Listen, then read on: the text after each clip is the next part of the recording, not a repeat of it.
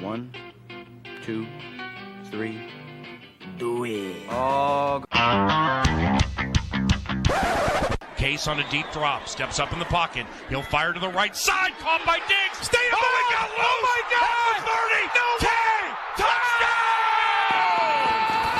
Are you kidding me? It's a Minneapolis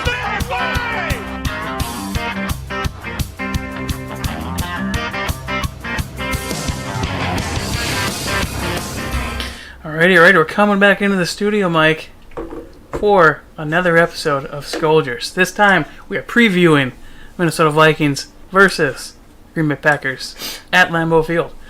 How are we doing today, Mike? I'm doing well. You're excited about this game? I'm very excited. Packer Week is always fun. I mean, sometimes it's not fun, but this time we get it early. Certainly lately, Week 2. It has been. I think, what did I see? We've won 4 of the last 5, I think, against them. I believe that's correct, yes. Obviously, sweeping them last year, as many of you know, without Aaron Rodgers for a majority of those games. But nonetheless, it is still a sweep. Exactly, and you know what? That still counts in the ledger book. Yes. Last time I checked. There's no asterisk put by that. That's a win. No, and then, you've got, going into this week, both teams are 1-0.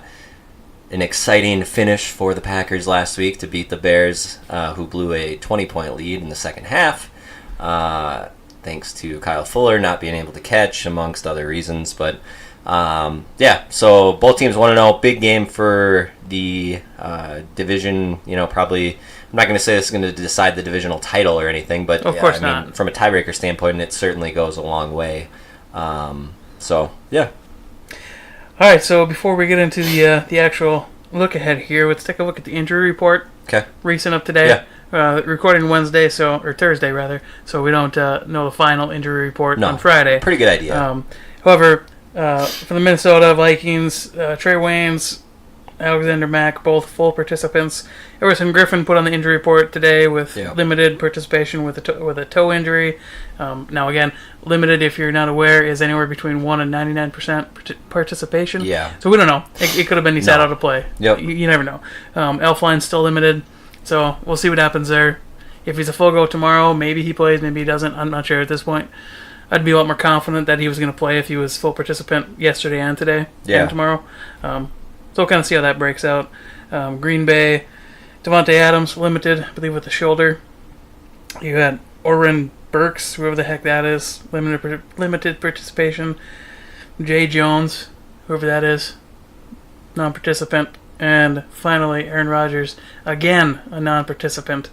So what does that look like? Is he going to be playing, or what's... I think Rodgers will be out there. Obviously, he's a veteran at this point where he doesn't need to practice to play. You kind of earn that in the NFL to a point. You get to a certain level where, hey, if you know you're good to go, take the week to kind of rest up. And I think that's really what the situation is right now. Same thing, Adams. I think I saw today practice for the most part in full pads. So he sounds like he's ready to go. So I think the two key guys that we would be worried about on that from a Green Bay standpoint, Adams and Rodgers, I would expect to see them both out there Sunday. All right, now I got to put this out there. Do you actually have any shred of belief that Aaron Rodgers didn't take any pain medication during halftime of that game? I mean, the interview is pretty funny. My knee, it was my knee, man. Yeah, I don't know. I mean, I think that to say he didn't have anything, no, I probably don't believe that because. He had some happy juice going on. Yeah, I mean, you know what? He can lie to the reporters. It doesn't matter, right? Not gonna get fined for that, but yeah, you were on something. We understand that because we saw exactly Sam Bradford that last year when he came out there in a game and he was clearly on something. So you know what? You still performed out of your mind, so you were still Aaron Rodgers. Yeah. I don't know why you need to hide it. Like, yeah, I took some pain meds, whatever. No one cares. Right. Yeah, I'm with you on that one. So what does that mean if Aaron Rodgers is somewhat limited in his play? What does that mean for the Vikings? How do we take advantage of that? And how do we attack that differently from a normal Aaron Rodgers healthy? I think so. Mobility, Rodgers' mobility. We've talked about it here for quite time last year. I mean, I guess going into the first game last year, we talked about it. His mobility is what kills teams. He has an ability to roll out, and as soon as he gets outside the pocket, a couple things happen. One, his receivers have more time to create separation, and he's said before that it's almost like they're in each other's heads. The receivers go out there, and they're more free-form routes. They look at what the play is going on, they see where Rodgers is going, and they find space, and Rodgers finds them, and he never misses. And so the big thing last year for me was, hey, let's make sure we keep him in the pocket. That's kind of one of the big keys. All these years, it's like, let's try to keep him contained. Well, now for I think probably the first time, he's going to be contained. If this knee is really how they're saying, he's not really going to have that ability to scramble. And I think that the fact that Zim's got a whole week to prepare for this. Now, the Bears basically had a half, and obviously it didn't go well. Rodgers was able to pick them apart. Zim getting an entire week to prep for a Rodgers that's not going to be very mobile. I like our chances. I think that we were talking a little bit before the show. My preference would be to bring an extra guy other than your front four damn near every play. Just make him know he's got to get rid of that football immediately. Also, I think what that's going to lead to is you're going to hit him multiple times. And I'm talking to hit him clean or whatever, but knock him down. I mean, get to him on every throw and continue to knock him down. Make his clock run quicker. Exactly. That tends to lead to mistakes. And I know Rodgers is a guy that has a tendency not to make mistakes, but this is a situation where I really think that this defense, if they can continue to bring pressure, and I mean, last week, the front four, they were a nightmare. They were an absolute nightmare. I think they pressured Jimmy G. We'll maybe have to pull the stat up, but it was something like 22 of 30 drops back. Yeah. Basically, every time he dropped back, he was, someone was there. Now, we only had a couple sacks. Obviously, Daniil had a sack that was called back. On I think it was holding, maybe. I don't remember what the penalty was, but we had one called back. I think that's right, yeah. I would expect that sack number to go up this week. I think that Ev will have his hands full, but I think that the other three guys, Linval, Richardson, and Hunter, along with a mix of linebackers, and I would assume maybe Harry. We saw it last week. I would assume we might see it again this week. I think we're going to get to him. We're going to knock him down, and I think that's going to be a key. Let's make him feel pressured. I don't know. I've also seen other.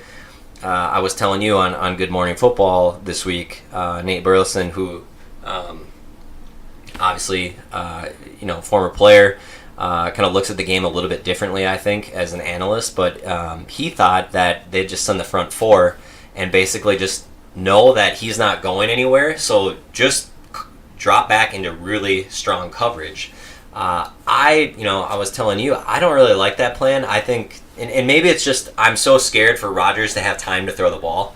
I think that's actually probably what it is. It's just every time he drops back, I start counting, and the longer that he's still back there not getting hit, I just know someone's getting a shred, just open by a little bit, sure, and that ball goes there. And so I'm just terrified at the thought of us dropping back and letting him try to, make him make good throws, because he will make the good throws. I think it's got to be rush. We've seen it time and time again. We've seen it. He's capable of that. And I think I'm with you there as well. As the only way you can stop him from being able to throw that accurately and that consistently is to make his clock go faster. Is to make his decision making have to speed up, because he just doesn't have the time to let that stuff develop. And one-on-one, I'll take our DBs against their wide receivers any day. Right. And especially, so Devontae Adams really hasn't had a great game against Xavier Rhodes. Who has? Right. I would assume Rhodes will shadow. So let's just say that goes well. We take Adams out of the picture. You have Geronimo Allison. You have Jimmy Graham. They have another rookie receiver that will be mixed in there. You have Cobb, who still a good player, obviously, as the Bears know last week after the catch made a really nice play. But you have some of these newer guys that maybe they don't quite have the connection and the understanding with Rodgers. And so maybe it's one of them that makes a mistake. You know, they zig, Rodgers thought he was going to zag, and he's got to get that ball out quick, and it might give an opportunity for a Mike Hughes type interception where, hey, the player's just not in the right spot, and you know, it's super easy interception. Like, those are the things that I think good things can happen if you can continue to get pressure and just make him think, I got to get rid of this ball, I got to get rid of this ball. So, you know, I think that's something to watch. Jordy Nelson isn't there anymore. Jordy Nelson used to kill us, you know, and I think a big part of that is he knew where to go the longer the play went. And sure. I don't know. I'm excited about this game. I'm more confident in this game than I was last week. Really? Yeah. I don't see a way that this breaks for Green Bay other than, I mean, their defense would really have to step up, make some huge plays. And I'm not saying that they have a bad defense because I don't think they do. I think it's kind of a middling defense that is at least the way they're going to probably evolve into a good defense over the next few years. They've got some nice pieces. We've talked about Josh Jackson. We've talked about Jair Alexander. You know, two young defensive backs that we both loved going into the draft, and I think got both of them. Yeah, and I think the Packers fans love them right now. But I don't know that they're necessarily ready to step in against an Adam Thielen, a Stephon Diggs, Kyle Rudolph. This is one of the best offenses the Vikings have ever had, and it is certainly a better offense than the Bears last week. So, and I just don't see that defense stepping up. So yeah, I'm extremely confident in this game. Okay. By the way, I had a couple Twitter conversations earlier this week of some people calling the Packers cornerbacks better than the Vikings and somehow giving the edge to the Packers D-line over the Vikings D-line. All right, now, I'm not such a homer that I'm going to pick my team in every single case, but you're absolutely out of your mind if you think our D-line is worse than the Packers D-line, and you're on something pretty special to not understand that our secondary is not even close to being matched by Green Bay. Right. Not yet. I'm not saying they don't have good players. I'm not saying they can get there. But not even close right now. Yeah. I mean, I saw with some of that. And people are just high coming up with those takes. I don't know what you're on, but you should probably pass and share it because it's some good shit. Right. All right, so we covered Green Bay's offense versus the Minnesota Vikings defense. What do we need to do to get after the Green Bay defense? What do we need? What are you looking for the Vikings offense to make this game just the absolute success that you think it's going to be? I look for Dalvin Cook. I think Cook is going to have a big game. I'm looking for him to get over 100 yards. Last week, Jordan Howard had a nice game against Green Bay. I think I was actually just pulling that up. I think he averaged over 5 a carry.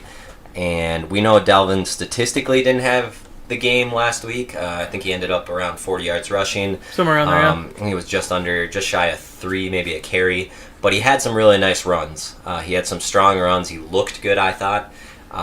And we kind of had a balanced attack last week. You know, Cousins threw, for 245 and 2.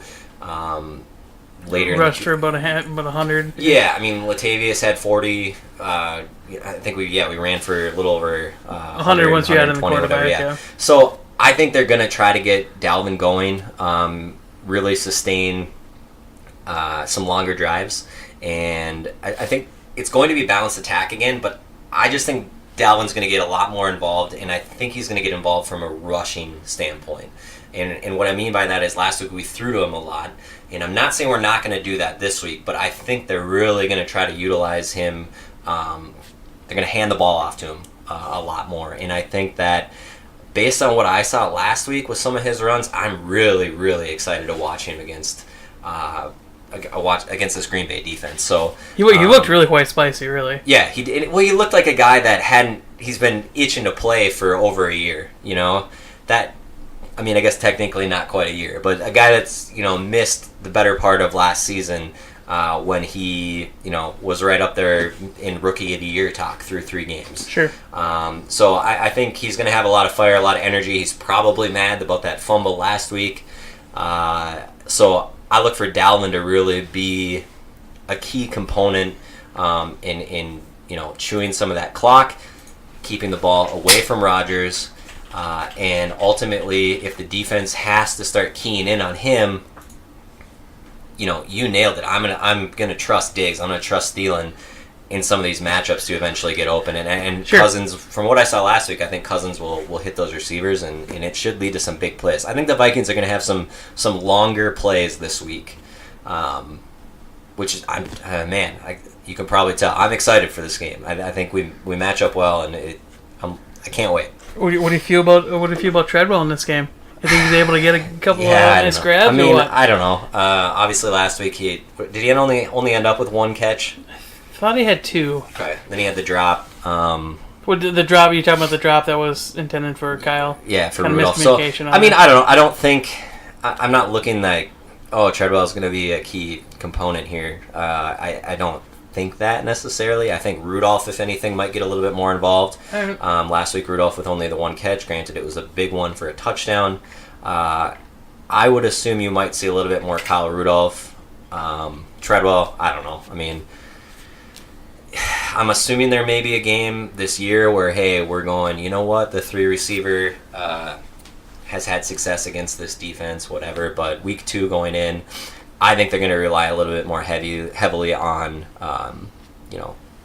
playmakers that they can trust in Dalvin and Diggs. And So what do we think Diggs is going to end up with? I think Diggs will have a good game. I told you he's played 5 games against the Packers. I think he's got something like 25 catches for like 350 and 3 scores. So if you break that out, especially considering Diggs is a younger player, so when he first got in a couple of the games against Green Bay, it might not have been. I think the first couple games he was playing and he wasn't starting. Right. So so Diggs has had some success, and obviously Diggs looked great last week. So I think that I look for him to be another key component. I think Diggs and Cook are going to be the 2 pieces. Thielen, I'm sure, is going to get his, but I look for those 2 to really get it going. That's where I'm seeing the opportunities here. So Who gets more yards, Diggs or Thielen? Ooh, that's a close one. Man. Well, I'll go Diggs. Diggs? Yeah. But I think Diggs versus Cook, so rushing versus receiving, I think that's going to be a pretty close number. Really? Yeah. I think he's going over 100. I think Cook goes over 100. And Diggs only gets around 100 yards too? Yeah, I think that's a good toss-up for me this week. Diggs, 180 yards. I'm feeling really 180 yards good for Diggs. about this game. That's what I'm projecting for Diggs. 180? 180. Woo! Goes off. All right. Just goes nuts. All right, what else we got going on here? We kind of talked about pressure a little bit. Anything else you want to add to the 4 Norsemen of the Zimpocalypse? Not much to add. I mean, they. I mean, you had Richardson come out with just a stellar debut. Yeah, monster. I mean, what was it, 2nd or 3rd ranked tackle last week? I think he was 2 going into Monday night, and I don't know that anyone surpassed in those I wouldn't be games. surprised if one of the Rams guys did, but just absolute monster. And it's worth pointing out, this is what Sharif Floyd would have been had he been able to stay healthy and not his career-ending injury. So you look at Sheldon Richardson, replace that with Sharif Floyd the last 2 years, and that's what this would have been. Yeah. That's what this defense could have been. So it just kind of sucks for Sharif, but now that we got this piece, I can't imagine us letting this go if he continues this trajectory throughout this entire year. Yeah, I think, and you're kind of the cap guy, but the obvious question from, I think, Vikings fans would be, can you afford him and can you afford Barr? It gets really complicated. And I think that's ultimately the question that is going to have to be asked. Yeah, and here's the honest answer to that. No one's going to like the answer, but if you want to afford them, you got to let Remmers go. You got to recoup that money. You got to let Waynes go because you can't afford that contract. That's going to be $9 million next year. I don't. Well, and here's the argument there. Okay, so the argument there is, what do you have behind Waynes? You have a whole stack of DBs that are just chomping at the bit. You have Holton Hill, who showed up well. You have Mike Hughes, who's showing up well. You have a lot of depth back there where you can bring them up and reasonably not notice that loss. You lose Barr. Who's your next impact player on the linebacker core besides Barr? Kendricks. No, but who's the next one that would step in place of Barr? So you're saying basically depth-wise, what do we got what's behind? replacement cost? Right. Right. There isn't really anyone that can provide the same impact as Barr No. on the linebacker, and same with the D-line. I don't see anyone that's clearly evident that could possibly replace Richardson if we were to let him walk. And I think at that point, then you need to look at how Zim likes to play defense in games. Sure. What is most, and obviously it's DBs. He loves defensive backs. He drafts them all the time. He's developed them. So to me, if you had it, let's say that, and we're only one game in, right? So we're basing this off of one game, but which is a wild projection. But you know what? This is where we're at right now. So. I think that if everything continued along a similar track here, I'm gonna stay with Waynes. I don't want to see Waynes go, but Waynes would be the guy that I don't envision here. I started saying it last year. I just don't see the path. I think we were both on the same page last year with that. It's just he's good. We're not saying he's bad. We're not saying we want him off the team, but judging by just what else is around the team, yep, it's just hard to see him. Yeah, so I think that I don't envision that piece. I think Barr is going to want to get paid like the top of the top, and I just don't know that I want to do that either. So then it would lean me towards Richardson right now. Pay Richardson top of the top. I would also tell you that I am biased in.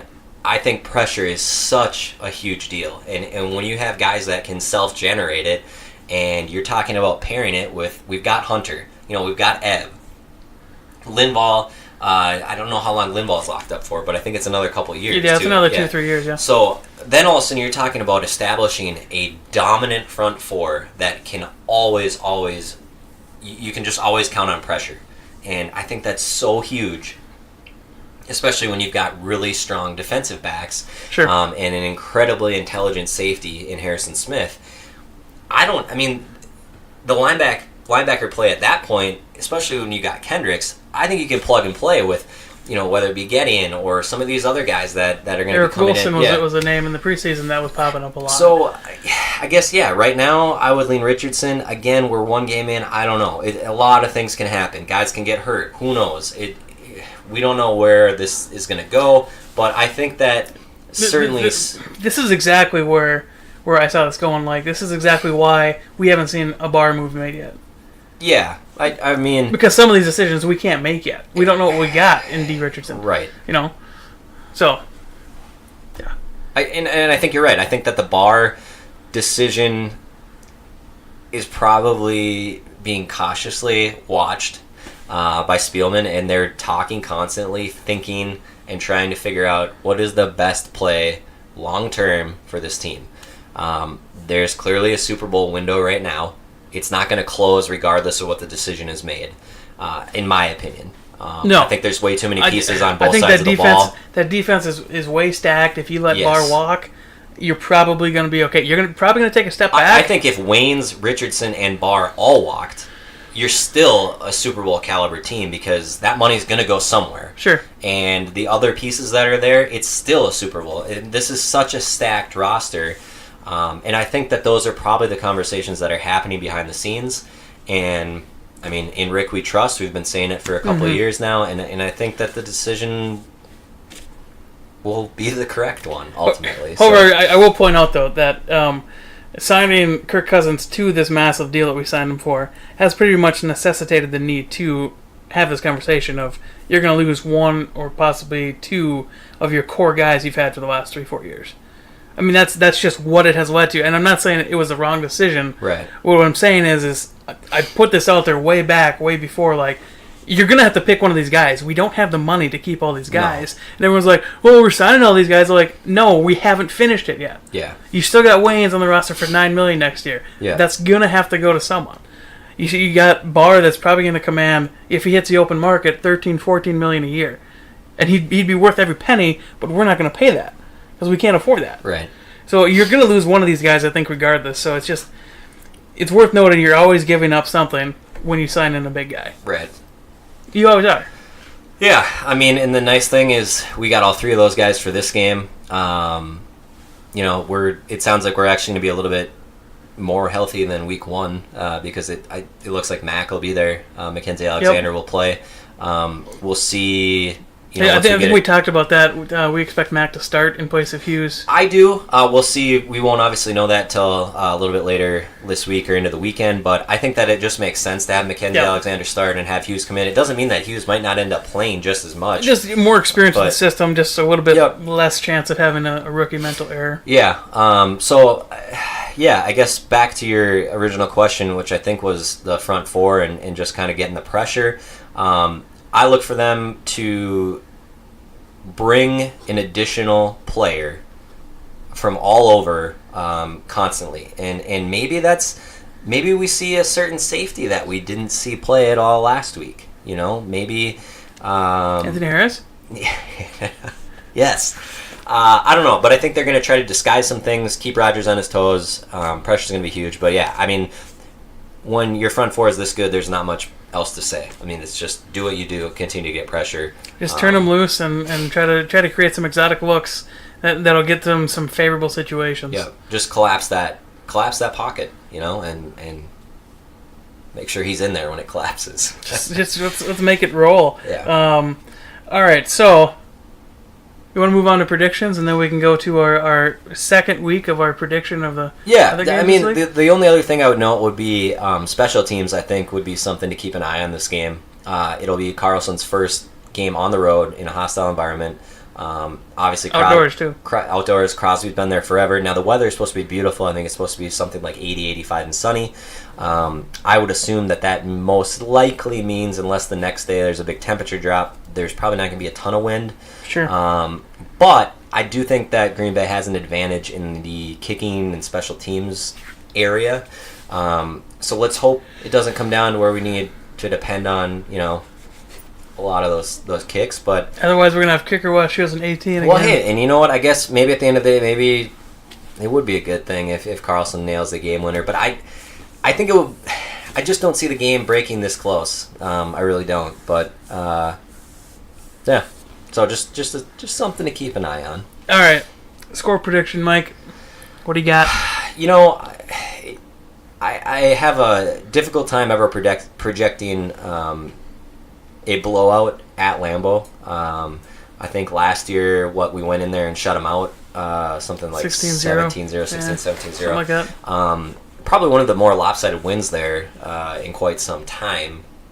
I think it was the Vikings' first shutout since like 94 or something. I remember that stat blowing me away. But I think everything is breaking fortunate for the Vikings right now. They're healthy. They looked strong week 1. And this is, at the end of the day, one of the most championship-ready rosters that we've ever seen. And it just is one of the best rosters in the NFL. It's a defense that's played together for quite a while. It's an offense that has some star power.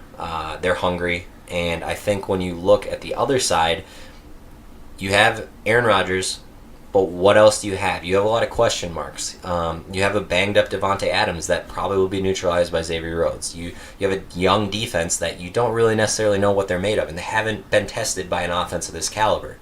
And when you throw in the lack of Rodgers' mobility, which I think is a key, I just think that this is leading to a double-digit win for the Vikings. I am going to say Vikes 27, Green Bay 16. Wow. I have Vikes 27, Green Bay 17. Look at it, I had it written down. Wow. Different color pen, so you know it was in there before you even said it. So we're on the same page here. Yeah, and I mean, like literally, I said, if this wasn't just the Lambeau Field, and if this was played on a neutral field or at home, and this was just Team A, Team B, and you explained the whole situation to me, I would be picking this to be 34-14. I mean, something, I would even be expanding this a little bit more, but. Things always tend to happen on the road. It's Green Bay, whatever. There's some history. So this game will probably end up being a little bit closer than it should be. But I still think it's a comfortable win for the Vikings, and they take a commanding lead in the North. Okay, here's the other question for you then. All right. What's your pick game for us to. Oh, my pick game, pick on, huh? remember? Yeah. I do that. Yeah. All right. Can do that for you. See, I'll do mine first here, and then we can you can look up yours. I think I'm gonna choose. We have to do a fourth game too, so I think the fourth game we'll just do tonight's game. Okay. Pick one of that. Ravens, Bengals. Okay. Yep. So for my game, I will go Kansas City at Pittsburgh. Very nice. Very nice game. That's a fun one. I'm gonna go Patriots, Jaguars. Alrighty. So Kansas City at Pittsburgh. Who you got? Man, I'm loving Mahomes. I'm a little bit worried about the Le'Veon situation. Don't think he plays this week. I know everything is pointing towards, Pittsburgh, they never should have tied Cleveland. They're going home. But, man, give me Mahomes. Give me the Tyreek Hill connection. I think Hunt gets it going a little bit finally on the ground. And I think I'm going Kansas City in an upset. I think for almost every single same reason you just said, I think that's the same thing I'm going. I think just without having Lev Bell, I think he gives them something they don't realize they're missing yet. Well, and Connor had a great game last week. He had a great game, but, that guy just has a tendency to just take over games that he needs to. He's a game changer. So, Kansas City, they just look hot right now, and if Pittsburgh can start off 0-2, that's just going to lead to my theory of this is the year they're out of the playoffs somehow. So, I'm with Kansas City on that as well. Patriots at Jacksonville. That's a good one, man. Rematch, NFC Championship rematch. Yes. AFC Championship rematch, yeah. I'm going to say that, Brady, I was really curious last week. Houston going into Foxborough for week one, whatever. Obviously, Deshaun Watson, you got Hopkins, whatever. And Patriots took care of business. They ended up winning, I think, 27-20. Houston brought it back a little bit towards the end, but it's the old adage, good teams win the games they should. Yep. And Jacksonville went into played the Giants and ended up winning that game like 2015. But Odell was missed on a couple touchdowns.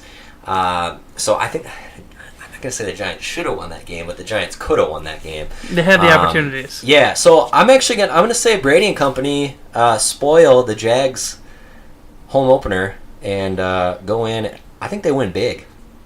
Big, like as in like 14 or more. Oh wow. Okay. I am not that optimistic about that. I think Jacksonville at home, odd enough to say, is going to be a little bit too much for Brady to handle. I think they're going to get after him early and often. They're going to become Fournette. Jacksonville Keep in again. mind, probably no Fournette. Not going to matter. All right. Blake Bortles is going to slice him up. Oh God. No, probably not. But I'm betting there's going to be at least one defensive score. I think it's going to make the difference. I think it's going to be a close one. It's going to be a gritty, grindy game. But I think Jacksonville's going to take that one. Okay. All right, Baltimore at Cincinnati. Yeah, tonight. Fun game actually. Pick game too. It's pretty even. Well, and the cool thing about this, I guess, is if you listen to our NFL preview show, we both liked each. I think you liked the Ravens and I liked the Bengals this year to improve. Yep. And they have some history. Bengals go into Baltimore last game of the year last year and knock them out of the playoffs, and so a lot of history here already. Well, divisional game. It'll be fun. Ravens coming off like a 47-3 win, and then Bengals coming off a nice road win at Indy. So both teams are hyped. They both played really well. But I'm going to say I think this is the best offense Flacco's had around him, and I trust that defense a little bit more. So I'm going to go Baltimore. I think this one's coming right down to the wire. I'm saying a field goal by Are You Not Entertained? Mr. Tucker wins it. Okay. As the clock strikes 0. I'm going Cincinnati on this. I think Baltimore gets a false sense of confidence after that Buffalo win last week. They come in here and they get down early. I think, like you, it's going to be a close game, but I don't think they can come back quite enough after an early lead by Cincinnati. Yeah. That's what I got. That's our 4 games, Mike. Okay. We got a couple varying ones here. I think I beat you last week. Yeah, I think I went 0-3 last week. Well, we had 4 last week, so I can bring up our history here, see what we got. Okay, let's see. Where did I bring it up here? Did anyone tweet any advice for me at Lambeau this week? I don't think I put it out asking for any. Okay. We might need to do that. Also, it was supposed to be 2-2. 2 Green Bay guys, 2 Vikings guys. The Viking guy dropped. So now, which Viking guy dropped? I don't want to name. But is it the one that I'm thinking it is? No. Well, because that's a Packer guy. Oh, I thought you said okay. Yeah. Packer so right guy? now it's 2 Packer guys and me going. Okay. So I'm feeling a little. Now I'm a little more nervous. Don't be scared, Mike. I wouldn't be scared. All right. You'll be fine. All right. Yeah. Last week, let's see. Last week, I chose Green Bay. I pinged out late game heroics by Aaron Rodgers. What a joke. And that turned out to be true. God, my Chicago pick. Seattle failed us both, and Detroit failed us. See, I thought we only picked 3. But we also picked Minnesota game too. Oh, okay. 4. Yeah. And then this one because Minnesota plays Green Bay. Yeah, all right, I got you. So, we got it there. I'm picking Minnesota, Kansas City, Jacksonville, Cincinnati. You're picking Minnesota, Kansas City, Patriots, and Baltimore. Oh, so we got a couple different, and we start tonight. Make sure you set your fantasy lineups. True. As I got to always. do that before this game starts in about an hour here. Yeah, something like that. So yeah, I think that's going to do it for us. Any last thoughts on Vikings? No, just versus wish Green me Bay? some luck. New stadium. I'm going to, scope it out. Just to get ahead of things, if you want to send in your audition tapes to Skoldiers podcast in case my co-host gets murdered out there. Follow me Sunday. I'll be trying to do some tweeting during the game. Talking about the atmosphere and the drunken Scotties all around me. At Muskie_Mike, that's where he's at on Twitter. So you follow may that see my up. final words. You never know. Maybe I'll take some videos. I've seen some crazy stuff happen. Yeah. So I'm sure you'll have some Snapchat videos too. Absolutely. Anyway, like I said, you're Muskie_Mike. I'm at Demach7. Skoldiers.com. That's where all this is at. I'm also part of the Climbing the Pocket network. Yeah. Awesome stuff. Check We're them up out. there everywhere, man. Yeah. Let's go, baby. That's Pack it. week. Let's get them. 2-0. Let's get this division, man. Kings Let's get of this the wrapped North. up early. I'm ready. Dalvin. Remember, you heard it. Dalvin. 130 and 2. You heard it also here, Diggs. 180. Oh, my. Yeah, well, okay. Why is that so unrealistic? We'll see you next week. We'll see you next week.